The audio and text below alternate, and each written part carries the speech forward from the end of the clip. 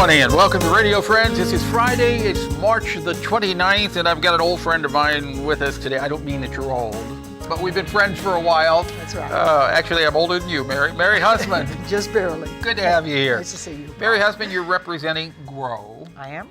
GRO, and for people, I think most of our listeners know what GRO is, but why don't you go ahead and explain? Well, we are a not-for-profit organization. We've been around for almost 13 years now. When we started out, we didn't know if we were going to make 6 months, but we've been around quite a while. Our support comes from the community, from grants. We get no government money, but we represent families of low income, middle income, and the problems that they have having to do with health care, housing, food insecurity, all kinds of things. This last month we've been working on trying to get sidewalks along Clark Lane. We have a member that lives along there, and so it sometimes can be local things, sometimes it's state things. Sometimes it's national, federal things that we work on. So we stay plenty busy. Yeah. Now your big concern right now is Medicare, Medicaid. Yes, we know that those programs, in the past, when my mother was on these programs, they were just very valuable. She had Medicare, Medicaid, and Social Security, and I recognize the value of that as a caretaker. But they're under attack now. And many people would not be able to live if it were not for Social Security or Medicare or Medicaid. And that's a sad statement to make, Right. but it is true. Some folks, the only income they have is their Social Security check. That's right. And you might live a little bit longer without these, but we were setting these up so that people would have a decent retirement time, so they wouldn't be suffering, so they wouldn't die prematurely. And these programs are just invaluable, especially to retirees and to disabled and elderly. So what can people do to make sure the programs are protected? Well, certainly they need to stay in touch with their representatives, and I think many people have done that because these programs are very popular. The thing that I hear a lot of times from people, and this is a misconception that I think needs to be cleared up. They say, well, I don't like what's happening, but me saying something is not going to make any difference. That's not true. If enough people say That's exactly enough, right.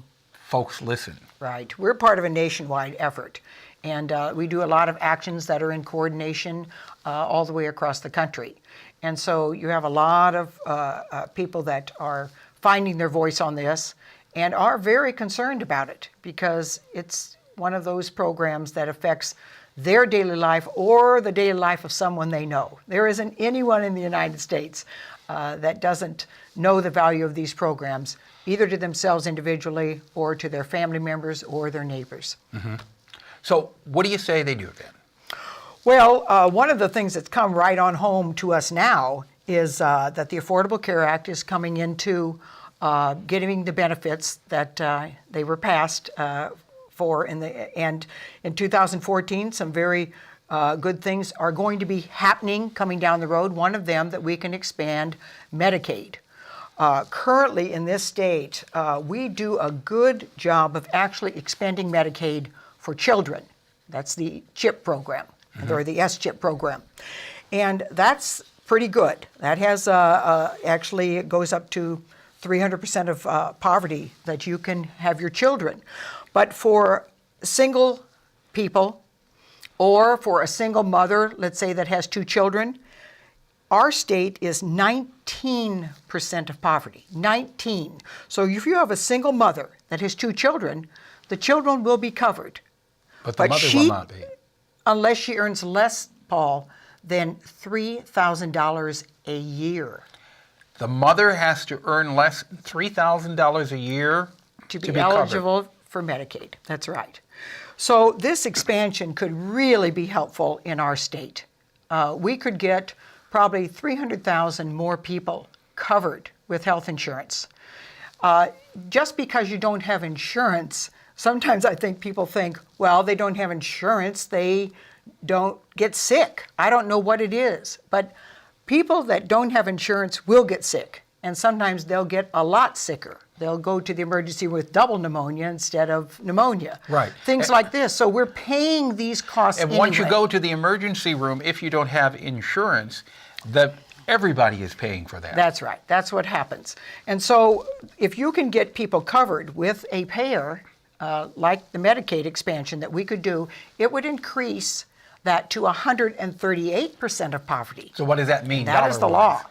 Well, that you could be earning, you could be a student out here. There are many students that earn minimum wage, $7.35 an hour, and you could still get insurance. You could earn up to $15,000 a year and still be covered under Medicaid at 138% of poverty. That's a good thing because we have so many people in that time, in that space that are maybe just earning a little bit. They have a job. They're going to work every day. They're trying to, but many employees don't give them Don't health offer- benefits. don't right. offer medical It's getting benefits. less and less that they get benefits. You know, Mary, Through their this jobs. really is it's a complicated, it's an in-depth thing. If people want to have more information on this, is there one website they can go to sit down and look at it and try to understand more? Well, I don't think there's anything better in our state than the Missouri Foundation for Health. And you could look up the Missouri Foundation for Health and just put that into the Google? Sure. And it or you could put www. .covermissouri.org. Right. Okay. Go into www.covermissouri.org, and all of the details should be here, and you can spend some time trying to understand it and figure it out. Right. They have this consumer report that's available. Health Reform: 7 Things You Need to Know. And quick Is that guide on to that health. website? Yes, you can And that was find put all out- these things. That was put out by Consumer Reports, right. the magazine, But Consumer Reports. Right, but they have all these different things available. Okay. A quick guide to healthcare reform. Okay, You know? so check it out. Again, the website Exactly. is www.covermissouri.org. And what is really important to do right now is to make sure you contact your state legislator and to tell them we should take this Medicaid money. It would stimulate the economy. It would really help our people get covered. Okay, and, we're out of time we need for it. today. All right, Mary. Director Travis McMillan of the Reynolds Journalism Institute. Audio is Pat Akers, KBIA. Our floor director is Zach Lawhorn. And our assistant producer and guest coordinator, Uncle James Mauser. We'll see you Monday. Thanks for listening. Bye-bye.